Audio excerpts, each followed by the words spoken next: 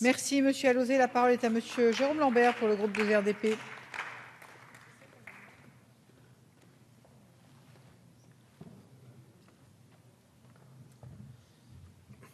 Madame la Présidente, Madame la Ministre, Madame et Messieurs les rapporteurs, mes chers collègues. Dans le cadre de l'examen du projet de loi de finances pour 2015, nous notons que les crédits de la mission Gestion des finances publiques et des ressources humaines baissent de 1,6% entre 2014 et 2015, soit une diminution de 143 millions d'euros, passant à 8,544 milliards d'euros pour 2015. Selon le budget triennal, ces baisses se poursuivront pour atteindre 8,196 milliards en 2017. Pas les baisses, mais le montant du budget. Nous tenons avant tout à saluer le travail effectué par notre collègue Alain Tourret, rapporteur pour avis au titre de la Commission des lois, sur les crédits du programme numéro 148, Fonction publique. Ce programme s'élève à 205 millions d'euros et vise le pilotage de la cohérence statutaire et la conduite du dialogue social, ainsi que la modernisation de la gestion des ressources humaines dans la fonction publique. Nous rappelons d'ailleurs que le taux de consommation des crédits n'a cessé d'augmenter depuis 2010. Sont à noter les efforts budgétaires effectués sur l'emploi public, les effectifs baissant de 1,4% par rapport aux effectifs de 2014 et baisseront en moyenne de 1,9% pour 2015 et 2017.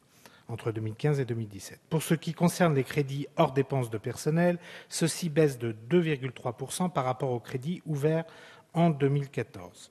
Nous constatons cependant la relative stabilisation du montant global des dépenses de personnel pour la période et nous serons attentifs à l'engagement du gouvernement visant à la modernisation des formations des fonctionnaires. Nous devons toutefois noter l'augmentation régulière des effectifs au sein des 3 fonctions publiques, territoriales, d'État et hospitalières, jusqu'à concerner 5,4 millions de personnes, soit 20% de l'emploi total en France au 31 décembre 2012. Cependant, comme a pu le relever Alain Tourret, le décompte du nombre d'agents ne concerne en réalité qu'un peu moins de 5 millions d'emplois équivalents temps plein. De même, nous notons que les 3 fonctions publiques n'ont pas été soumises aux mêmes impératifs. Si l'État a diminué ses effectifs dans les ministères ces dernières années, les effectifs de ses opérateurs n'ont cessé d'augmenter. Au sein de la fonction publique territoriale, nous nous étions déjà précédemment inquiétés de l'augmentation régulière et constante du nombre d'agents. De même, les effectifs de la fonction publique hospitalière ont également augmenté. Mais ces phénomènes s'expliquent largement par un accroissement de la charge de travail.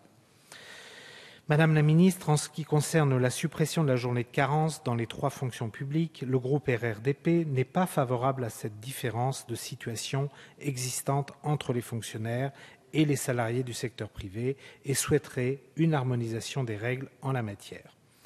La mission Provision traite, entre autres actions, de la formation des fonctionnaires, qui s'élève à 79,54 millions d'euros en autorisations d'engagement et crédits de paiement, soit une diminution de 1,8% par rapport au budget de 2014. Moins de fonctionnaires, mais cela ne nécessite-t-il pas des actions de formation accrues pour ceux dont la charge de travail augmente ? Enfin, en ce qui concerne le compte spécial, gestion du patrimoine immobilier de l'État, la lecture du rapport spécial de notre collègue Jean-Louis Dumont nous renseigne à plus d'un titre.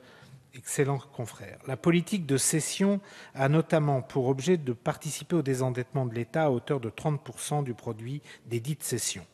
Militant pour la maîtrise de l'endettement public, nous souscrivons à cette politique qui a également, surtout, pour objet de rationaliser la politique immobilière de l'État. Or, si nous ne remettons pas en cause l'exonération constituée par l'exemption accordée aux cessions réalisées par la Défense, surtout en période de disette budgétaire grandissante, la diminution du volume des biens de l'État susceptibles d'être vendus et la baisse du marché de l'immobilier doivent être pris en considération pour rééquilibrer, le cas échéant, la politique de cession. Je relèverai également la difficulté de mobiliser le foncier public en faveur du logement. Trop peu de dossiers faisant l'objet d'un acte de cession définitif ont été conclus et le rapporteur spécial pointe la contradiction entre le mécanisme de décote au profit des collectivités locales et la politique de désendettement, contradiction qui s'accroît avec la décote qui peut s'avérer être très élevée.